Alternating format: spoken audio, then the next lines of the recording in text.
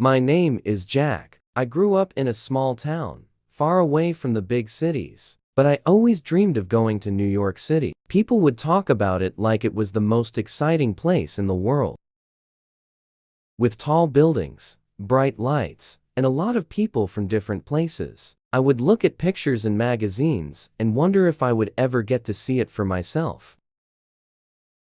When I was 15, something happened that changed my life. My dad lost his job, and things became really hard for my family. We didn't have enough money for nice clothes, toys, or even sometimes food.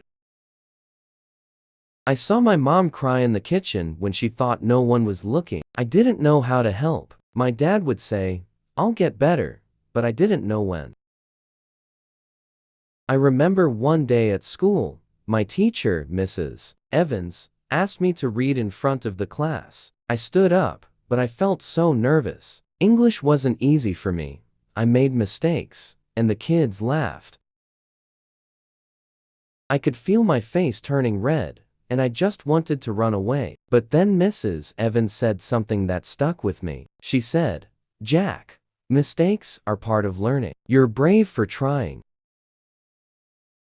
That night, I couldn't stop thinking about what she said. I didn't feel brave. I felt like a failure, but her words made me want to try again. Maybe I wasn't perfect at English yet, but I could get better if I kept practicing. After that, I started reading more. Every night, I'd read a little bit from my old books. At first, it was slow. I would get stuck on words, and it would take me forever to finish a chapter, but little by little, got better. I noticed that when I read more, I understood more. I even started writing in a journal. I would write about my day, my dreams, and my feelings. It felt good to put my thoughts into words. One day, my mom surprised me. "We're moving to New York," she said with a smile. My heart jumped. I couldn't believe it. My dad had found a new job in the city, and we were going to start a new life there. I was excited, but also scared. Would I fit in? Would I make friends? The first day in New York was like nothing I had ever seen before. The city was loud and busy. There were people everywhere, speaking in different languages. I felt small. Everything moved so fast. And I wasn't sure if I would ever get used to it. I missed my old home. I missed my friends. But I told myself, this is a chance to grow. You can do this. At my new school, I felt like an outsider at first. The kids spoke fast, and I had trouble keeping up. But I remembered Mrs. Evans' words, and I kept trying. I started talking to one boy in my class, Ben. He was kind and patient. He helped me with words I didn't understand, and slowly, we became friends. Learning English became my way of connecting with people. I realized that the more I learned, the more I could understand others, and they could understand me. It wasn't just about speaking correctly, it was about opening up new doors and opportunities. I still remember the first time I gave a presentation in English. I was shaking and my voice cracked, but I made it through. When I finished, I looked at the teacher, waiting for her reaction. She smiled and said, "Great job, Jack. You've come a long way." I felt proud, and for the first time in a long time, I believed in myself. But not every day was easy. Some days, I wanted to give up. There were times when I felt like I would never be as good as the other kids. I remember sitting in my room, crying, thinking about how hard it was. But then I would pick up my journal and start writing. Writing helped me express what I was feeling, even if I didn't have the right words yet. It was my way of fighting through the tough moments. My dad would often tell me, "Don't worry, Jack. Learning a new language is like building a bridge. Every day, you add a new piece, and one day, you'll cross over to the other side." His words made me think about English, not as something scary, but as something I could build and work on every day. I started watching TV shows in English with subtitles, and it helped a lot. I learned new words and phrases just by listening. It made me realize that English wasn't just in books, it was all around me. I could learn from everything: movies, songs, even people talking on the street. One day, I was sitting in Central Park, writing in my journal, when I heard someone speaking Spanish. I turned and saw a boy, about my age, struggling to talk to a vendor.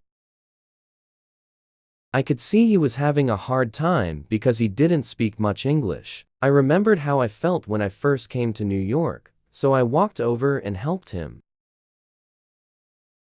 His name was Carlos, and he had just moved from Mexico. We became friends, and I started teaching him English, just like Ben had helped me. Helping Carlos made me realize something important. When you learn something, it's not just for yourself. You can use it to help others too. English wasn't just helping me. It was helping me connect with people and make a difference. Carlos and I would study together after school. We made a game out of learning new words. I would say a word in English, and he would say it in Spanish. We'd laugh at our mistakes. But we kept trying. It was fun, and it made learning feel less like work and more like an adventure. There were moments when I felt so proud of how far I had come. I could have conversations without thinking too much. I could write stories that made sense. And every time I helped someone else with their English, it felt like I was giving back what I had learned. One day, I was walking home from school when I saw a little boy crying on the sidewalk. He looked lost and scared. I knelt down and asked him, "What's wrong?" He didn't speak English well, but I could understand that he couldn't find his mom. I stayed with him, talking softly, trying to keep him calm. After a while, we found his mom. And she thanked me with tears in her eyes. That moment showed me that learning English wasn't just about reading or writing. It was about being able to help someone when they needed it. As time went on, New York started to feel like home. I wasn't scared of the tall buildings or the fast pace anymore. I had friends, I was learning every day, and I was growing.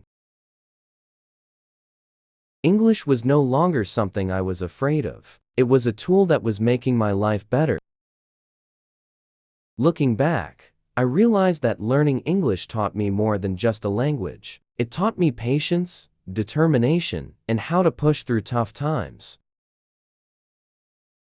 Every mistake I made was a step forward. Every time I felt like giving up, I learned that I was stronger than I thought.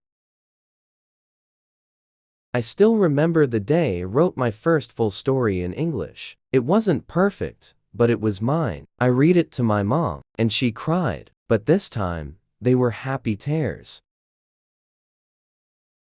She told me how proud she was, and how far I had come. It was a moment I'll never forget.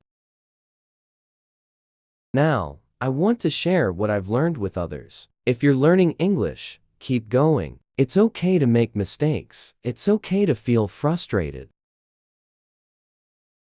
But don't give up. Every word you learn is a step closer to reaching your goals. English isn't just about words. It's about expressing yourself, understanding others, and creating new opportunities. Keep reading, keep writing, and keep speaking. You'll get there, one day at a time. And remember, you're not alone in this journey. We all start somewhere, and we all have the ability to grow. Thank you for watching. Please don't forget to subscribe and share. See you soon.